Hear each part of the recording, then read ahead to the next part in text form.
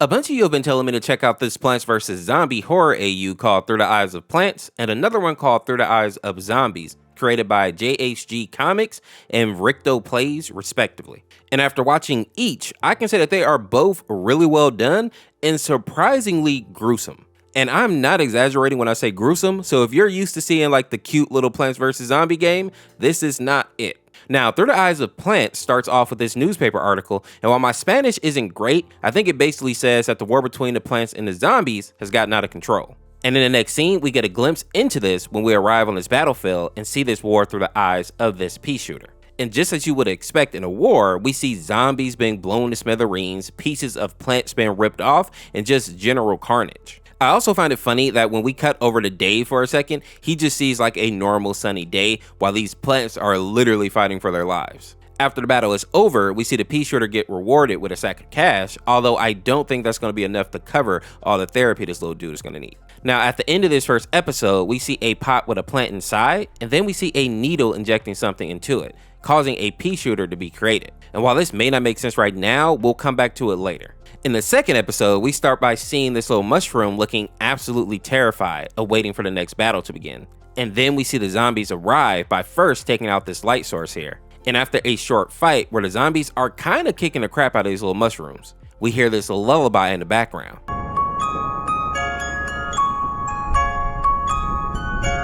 And for the people who may be wondering why this guy seems so creepy, it's because he was somewhat dangerous in the actual game as well.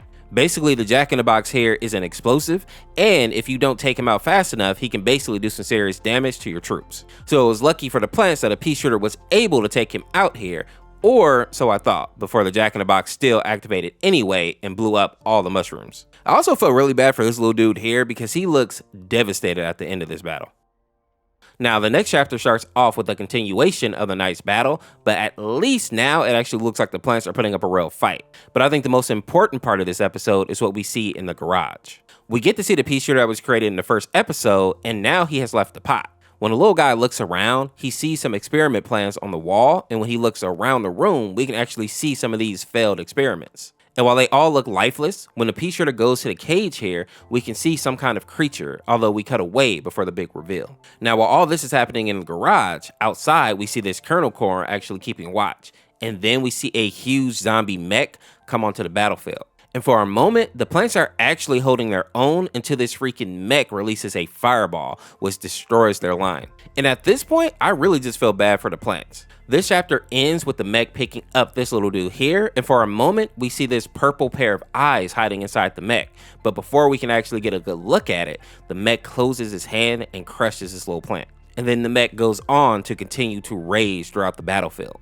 In the next chapter, we see that the Plant vs. Zombie hero characters are not able to avoid this war, and judging by the look on Solar Flare's face here, they are definitely traumatized. And you can't really blame her when you see that the green shadow has been beaten down and then looks like nailed to this crosshair, brass knuckles are in the hands of this zombie, and Solar Flare basically just has to watch this dude be ripped apart. We have a moment of hope when Chompzilla comes onto the scene and tears into this zombie, only for the mech to come back and make short work of her as well. And while I know some people were upset that Solar is just standing there looking at all this go down, in reality, most of you would probably do the same thing as well if you were in this crazy battle. But put down in the comments, do you think if you were in a war like this that you would freeze up like Solar Flare, or do you think you'd be right in there fighting with your comrades? After all that, we cut back into the garage and see this paper with plans to turn plants into their hero forms, although most of the attempts have failed. But as you can see here, there was one success. On the operation table, we see this sunflower who is strapped down with Dave looking over her, ready to start this experiment. Also, make sure to notice that his eyes are purple here, and that will play a big part later on in the series. Next, we see this image, and it's basically showing the next part of the experiment, which seems to be turning the sunflower into this human-plant hybrid.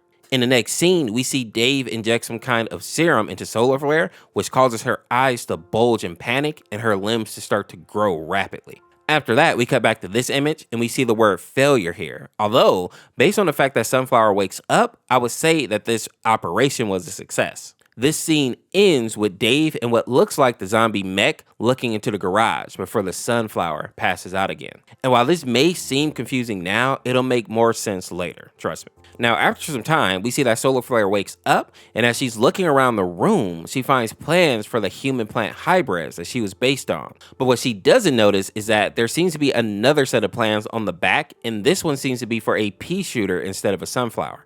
And then we see the garage door open and a pair of eyes looking in through the darkness, followed by a pea narrowly missing the sunflower's head. This chapter ends with a bunch of eyes glaring in through the darkness, which when you think about it is absolutely terrifying. The next episode acts as a bit of a flashback, and as you could have guessed, the war is still raging, with these pea shooters holding the line. But more importantly, we see a Zomboss here, and he seems to be doing an experiment where he's taking the head of a pea shooter and placing it on the body of a zombie, in a way creating the zombie version of the sunflower hybrid.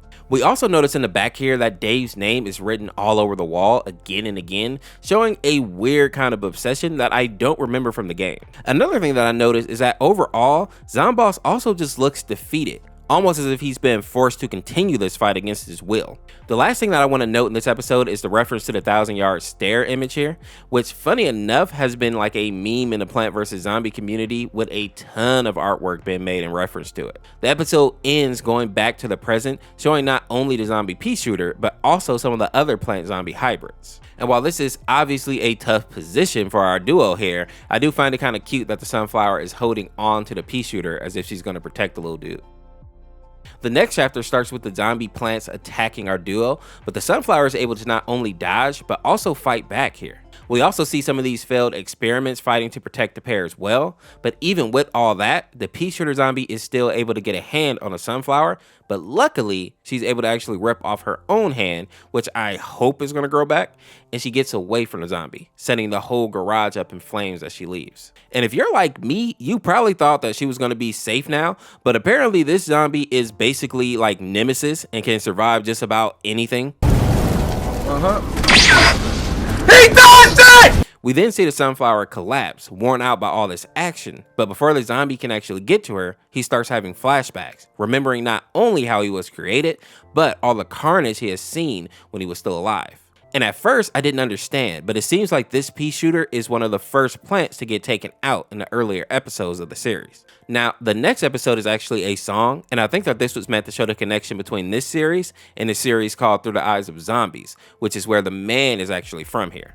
And as I said, my Spanish isn't great, but the song is basically about how this man is suffering in this war, he's been forced to fight, and like his body has been mutated. I'd appreciate if some of my Spanish speaking people could give like a more detailed translation, because I think I probably understand it, but you guys will definitely have a better grasp of it than I do.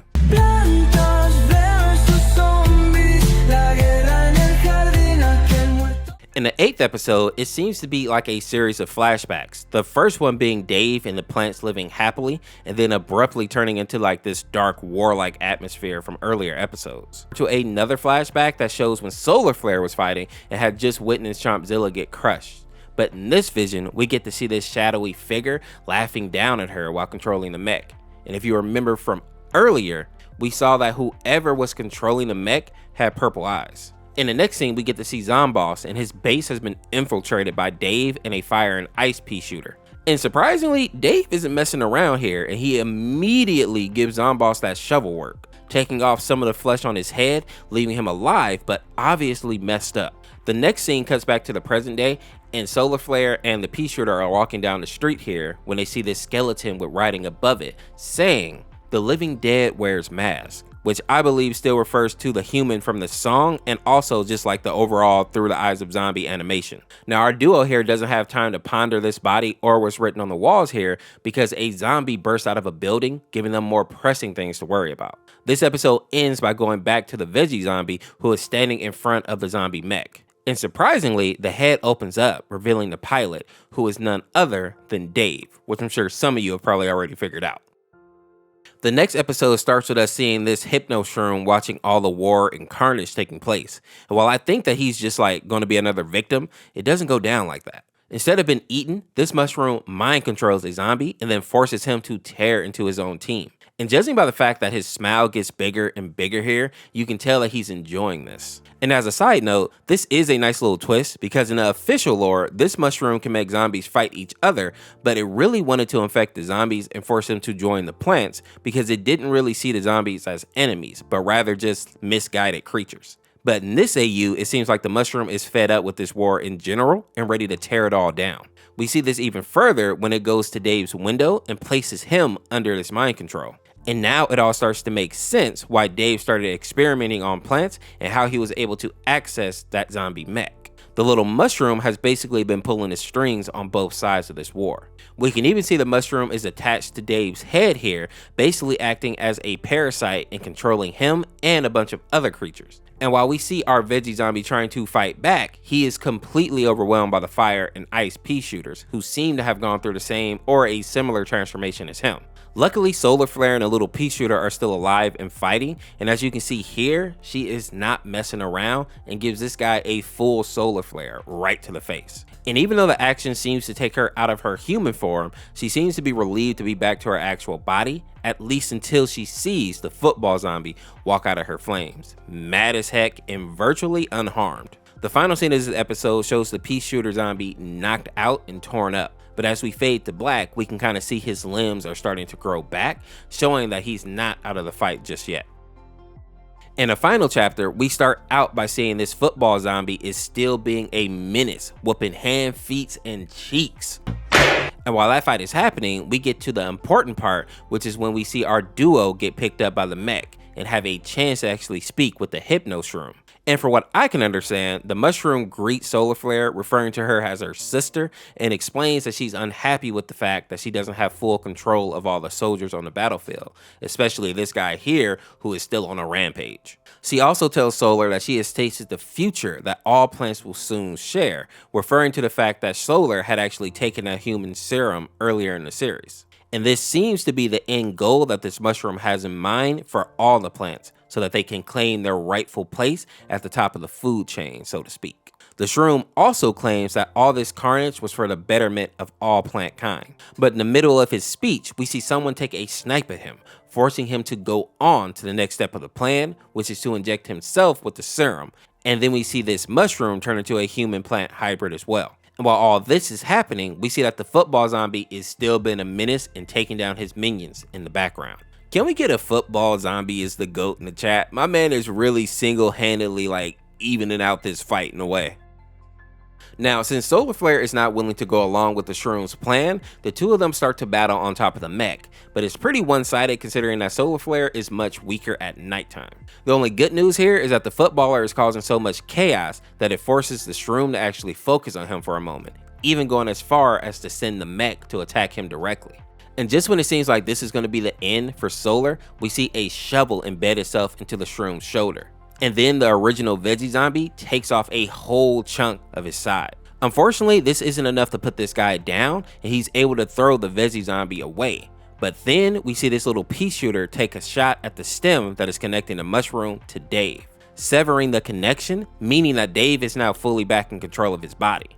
And this gives the veggie zombie an opening to attack, leaving both of them with terrible wounds. But it seems like the shroom is the stronger of the two because he's able to get back on his feet and press the attack. But since the sun is back up now, Solar is able to attack again, giving this mushroom the full solar blast, only for him to eat that as well. And just when it seems like this battle will never end, the football zombie, aka the GOAT, comes through and rips the mushroom in half, finally putting an end to this battle before fading himself. The next scene shows what happens after the battle, and it's basically a beautiful sunny day, and we see the pea shooter and Solar Flare out in the yard, and other plants are starting to come back as Dave is watering the grass. And as Solar is laying in the grass, we see a sunflower statue appear with a note next to it. And while some people think that this is a hint to what is going to happen in part 2, we don't have much to go on here. Some people think that in the next series it's going to be the plants and the zombies versus the gnomes, but I have a different take. When you zoom into the face of the statue here, you can see that the sunflower has excess over its eyes, and this kind of gives the vibe as if like it's no longer living. I think the note and the statue are basically a threat and that Solar is still in danger, although we don't actually know what the danger is yet. Now that we have covered Through the Eyes of Plants, I want to go over some of the episodes from Through the Eyes of Zombies because it will help us kind of understand some of the lore from the series as a whole. And fair warning, you're probably going to start feeling bad for the zombies here. Now, Through the Eyes of Zombies starts out with Zomboss doing some kind of experiment on this human here, and it's pretty graphic. And I'm not sure I want to show too much of it, especially because YouTube has already slapped me down for my My Little Worms video. Now, once this experiment is over, we see Zomboss direct the humans to go attack Dave, and this is where things start to click for me. In this series, the zombies are actually humans, and they are being forced to fight in this war against their will, which makes the song that the creators made make a lot more sense. The other thing that I find interesting is just like with Dave, initially the humans see these plants as like cute little creatures, but that all changes once this pea shooter takes a shot at one of them. And then we see the plants change in real time.